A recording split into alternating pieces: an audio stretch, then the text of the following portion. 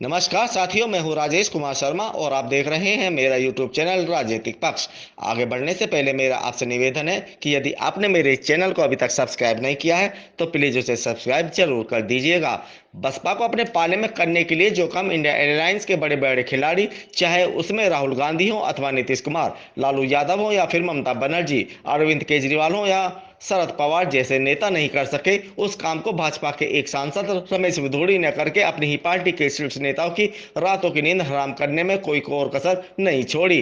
रमेश विधोड़ी की बदजुबानी ने एक ही झटके में उत्तर प्रदेश की राजनीति के ऐसी समीकरण बदले कि जहां भाजपा का केंद्र ने तो सख्ते में आ गया, वह इंडिया एयरलाइंस से अपनी खुशी छिपाई नहीं छिप रही है। हम यह भी कह सकते हैं कि बहुजन समाज पार्टी, जो अब तक न्यूट्रल होकर अपनी राजनीति को अंजाम दे रही थी, उसके एक मुस्लिम सांसद दानिश अली को आतंकवादी, उग्रवादी जैसे शब्दों से संबोधित कर रमेश विधोड़ी ने बसपा सुप्रीमो मायावती को बेचैन कर दिया है।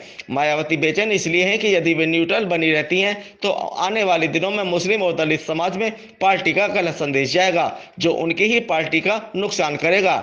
न्यूट्रल बने रहने पर इंडिया गठबंधन बसपा सुप्रीमो पर भाजपा से मिली भगत का आरोप भी लगा सकता है, और अगर ऐसा हुआ तो बसपा के सामने मुश्किलें तो खड़ी होंगी ही। जब देश में भाजपा के खिलाफ समूचा विपक्ष एकजुट हो रहा है और मजबूती से भाजपा के हर वार का उत्तर भी उसको उसी की भाषा में दे रहा है, ऐसी स्थिति में बसपा का न्यूट्रल बने रहना उसके लिए नुकसानदेह हो सकता है। लेकिन बसपा सांसद दानिश अली के खिलाफ रमेश विधोड़ी के अपशब्द अब बसपा सुप्रीमो मायावती को इंडिया अलायंस के साथ जाने को मजबूर करेंगे।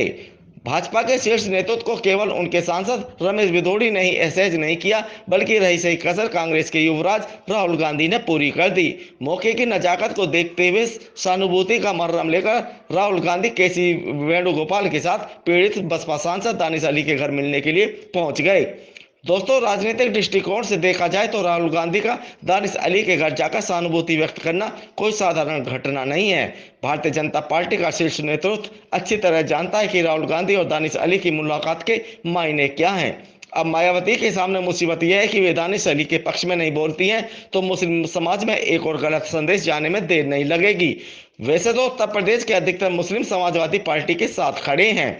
ऐसे में जो थोड़े बहुत मुस्लिम बसपा के साथ हैं भी, वे भी बसपा सुप्रीमो के चुप रहने से समाजवादी पार्टी की ओर जाने से गुरेज नहीं करेंगे। सारा खेल यहीं अटका है, जिसको लेकर भाजपा के शीर्ष नेतृत्व की भी सांसें रुकी पड़ी हैं। भाजपा को डर मुस्लिम मतदाताओं का नहीं है, बल्कि डर है बसपा के साथ जुड़े हुए 10 से 12% उन दलित मतदाताओं का, जो अगर इंडिया अलायंस के साथ चले गए तो उत्तर प्रदेश के सियासी समीकरण बनने और बिगड़ने में देर नहीं लगेगी। भारतीय जनता पार्टी अच्छी तरह जानती है कि उत्तर प्रदेश में परिस्थितियां उनके अनुकूल नहीं है। भाजपा अपने सहयोगियों ओम प्रकाश राजभर और अनुप्रिया पटेल पर ज्यादा भरोसा भी नहीं कर सकती, क्योंकि घोसी विधानसभा के उपचुनाव के दौरान भी वे उनके साथ थे। केवल ओम प्रकाश राजभर और अनुप्रिया पटेल ही नहीं, बल्कि मुख्यमंत्री योगी आदित्यनाथ, दोनों उप मुख्यमंत्री केशव प्रसाद मौर्य और ब्रजेश पाठक, कई दर्जन सांसद विधायक तक लगातार घोसी के मतदाताओं को लुभाने के लिए दिन रात एक करते रहे, लेकिन घोसी की जनता ने भाजपा और उनके सहयोगियों के जनाधार की पोल खोलकर रख दी थी।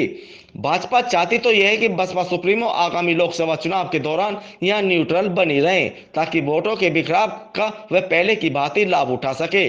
लेकिन रमेश विधोड़ी के विवादास्पद बयान के बाद बसपा सुप्रीमो मायावती न्यूट्रल रह पाएंगे, इसमें संदेह है। अब इसे आप राजनीतिक व्यवस्था भी कह सकते हैं कि बसपा सुप्रीमो को अब फैसला लेना होगा कि वह न्यूट्रल रहकर चुनावी मैदान में उतरे या फिर इंडिया अलायंस के साथ। न्यूट्रल रहने की स्थिति में बसपा के सामने सबसे बड़ा प्रश्न यह भी खड़ा होगा कि इंडिया गठबंधन भाजपा से मिलीभगत के आरोप उन पर लगाएंगे, उससे वह कैसे बचेगी, और उसके बाद बसपा से जुड़े दलित और मुस्लिम मतदाताओं में इंडिया अलायंस के साथ जाने के लिए जो भगदड़ मचेगी, उससे वे पार्टी को कैसे सुरक्षित रख पाएंगी। भाजपा का शीर्ष नेतृत्व भी अच्छी तरह जानता है कि रमेश विधोड़ी ने उत्तर प्रदेश में पार्टी का खेल बिगाड़ने में कोई कोर कसर नहीं छोड़ी है। फिलहाल इस मुद्दे पर भाजपा का शीर्ष नेतृत्व बहुत सदी हुई बयानबाजी कर रहा है।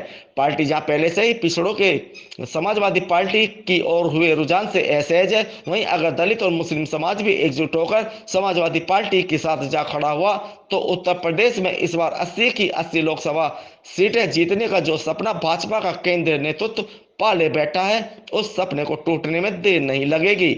और अगर बसपा ने भी इंडिया अलायंस के साथ हाथ मिला लिया, जिसकी उम्मीदें अब बलवती नजर आ रही हैं, तो उत्तर प्रदेश में भारतीय जनता पार्टी को लोकसभा चुनाव में भारी नुकसान हो सकता है।